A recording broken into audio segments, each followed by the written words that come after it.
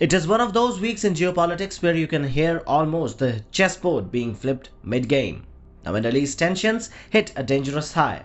Missiles flying, nuclear facilities under fire, warplanes shifting bases, and Ukraine, once again the darling of the Western political theater, is suddenly struggling to stay in frame. The international spotlight, which over for more than 3 years had been glued to Kiev's battle with Moscow, now pivots southward. The new center of gravity, a brewing powder keg involving Iran, Israel, and the visibly animated United States led by Donald Trump. And in this new equation, Zelensky finds himself with cancelled meetings, a tepid Western nod, and an eerie silence of shrinking support. In what can only be described as a military foreshadowing, at least 30 US military tanker aircraft, the kind that refuel fighter jets and strategic bombers, have been tracked crossing the Atlantic in last 72 hours, headed toward Israel and Iran. While the Pentagon hasn't officially linked the move, but it is definitely linked to the spiraling Israel-Iran conflict. And the activity, as one of the defense analysts believes, is highly unusual. And so, it translates into one thing, that something big is cooking.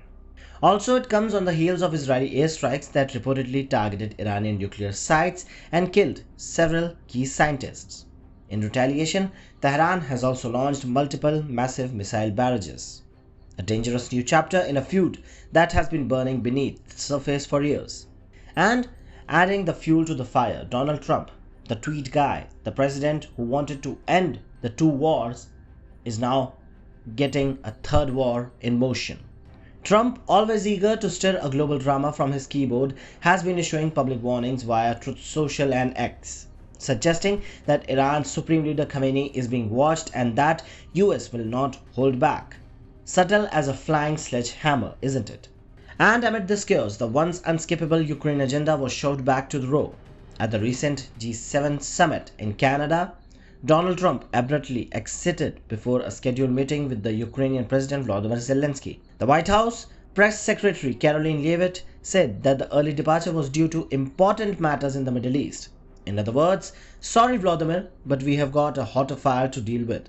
French President Emmanuel Macron added his own flair to the drama, claiming that Trump is trying to get a ceasefire between Israel and Iran. Trump, never the one to let someone else steal the spotlight, stated on this that Macron is publicity seeking and his exit has nothing to do with ceasefire.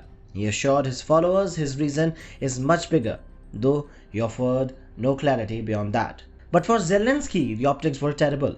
A key meeting with the US leader was cancelled at a moment when Ukraine was in desperate for more weapons, more money and more attention.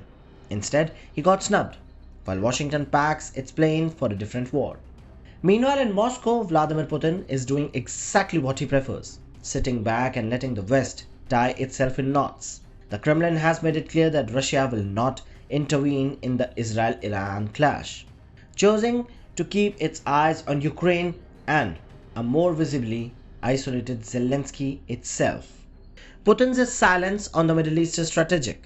The longer the West is distracted by Tehran, the more freedom Russia has to consolidate gains in Donbass, pressure Ukraine military, and project confidence without lifting a finger diplomatically.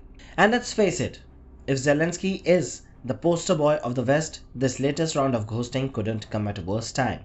In a world with limited bandwidth for simultaneous crisis, Ukraine is no longer the main event. The Middle East is back at the center stage, dragging Washington's resources and media cycles along with it. And as Trump prepares for another clash with Iran, it appears that Zelensky is now all alone. Zelensky, the once surrounded by sympathetic headlines and promises of whatever it takes, is starting to hear echoes. The applause has quieted, the funding has been delayed, and the West is distracted. And somewhere in Moscow, a patient Putin is watching this, probably smiling.